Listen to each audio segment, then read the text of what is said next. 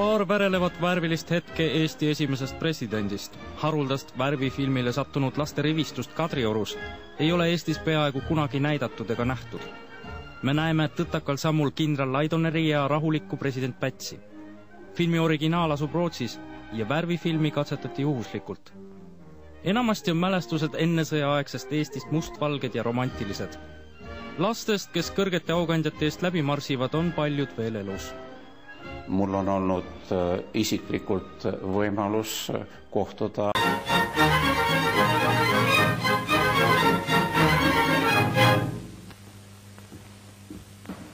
Armsad isad, ükskord aastas on meil, poistel, võimalus võõrustada oma isasid ja olla peremeesteks nende aus korraldataval koosviibimisel.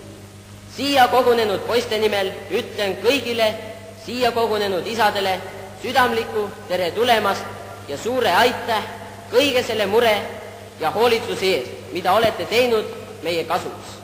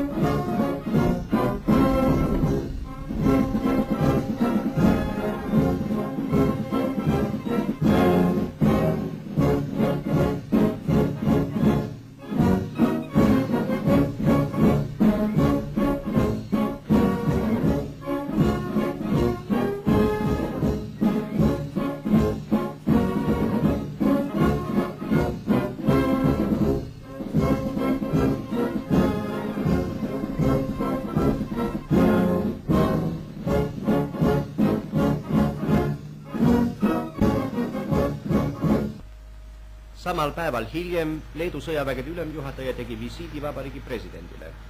Näeme külalise saabumist Kadrioru lossi.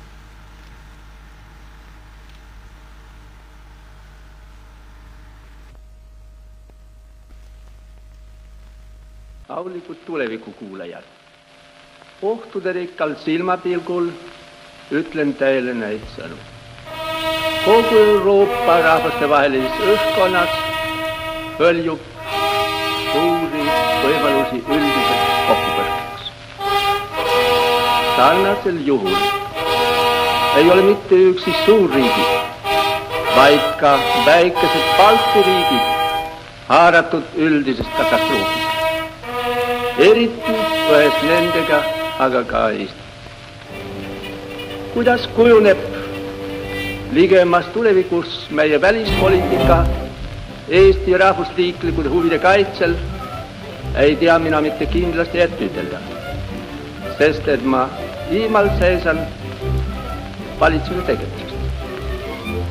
Ometi olen veendunud, et meie rahva demokraatlikult mõtleva rõhuva enamuse soovi ja tahte kohaselt meie välispoliitiline suund kujuneb nii, et alaloitaks meile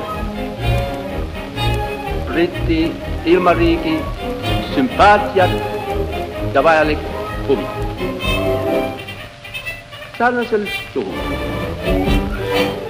võime meie tihedas ühenduses Soome vennast rahvaga ja teiste Balti riikidega ning eriti Põhjamaadega kindlustada oma seisukorda Suurbritannia ilmariigi ja tema liitlaste hääsoovliku toetuse teel, nõnda et meie üldisest katastroofist õnnelikult üle saame.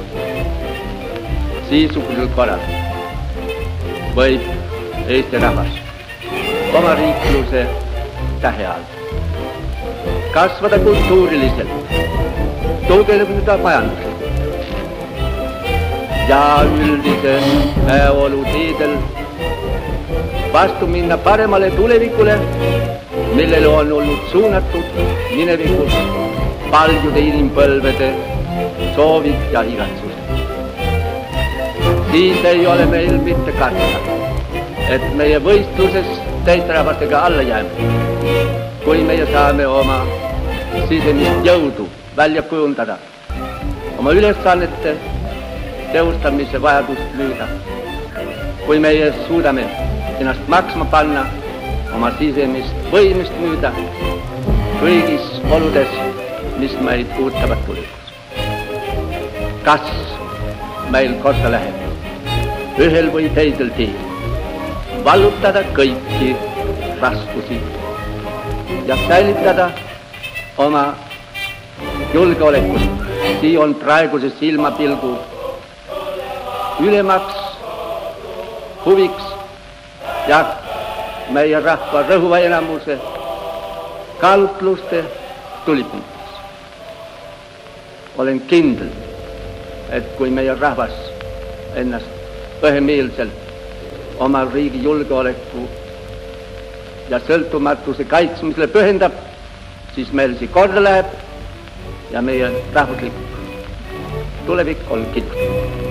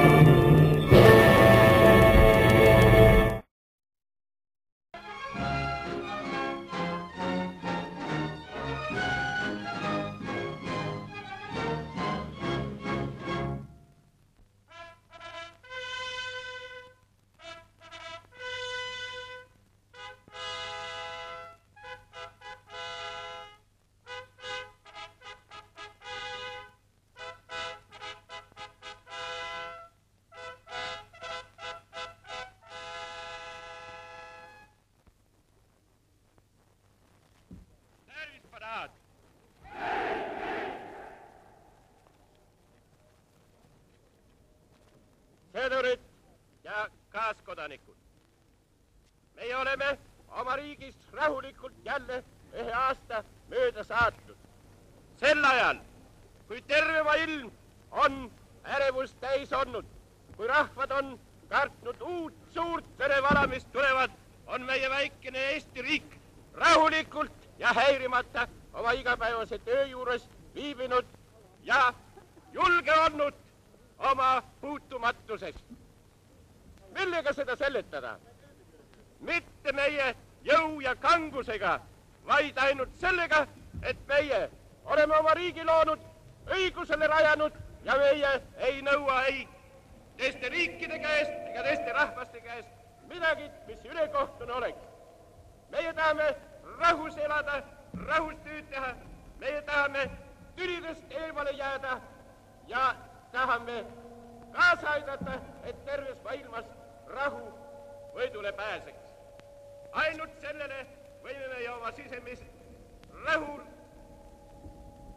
rajada ja ainult sellele on võimalik meil ka tulevikus oma tööd ehitada.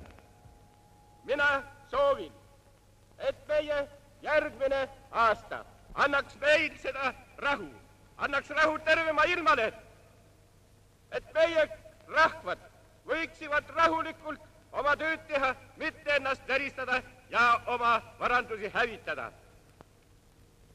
Meie aastapäeva pühjal soovin mina meie sõduritele, meie rahvale, meie riigile kõige paremat tulevikku, sest ei ole meil kallimad kui meie vaba, loodud, eneste vere ja ohvritega riik. Temale pühendame ka tuleva aasta oma paremad tundmed ja toome temale oma parema tahtmise vilja.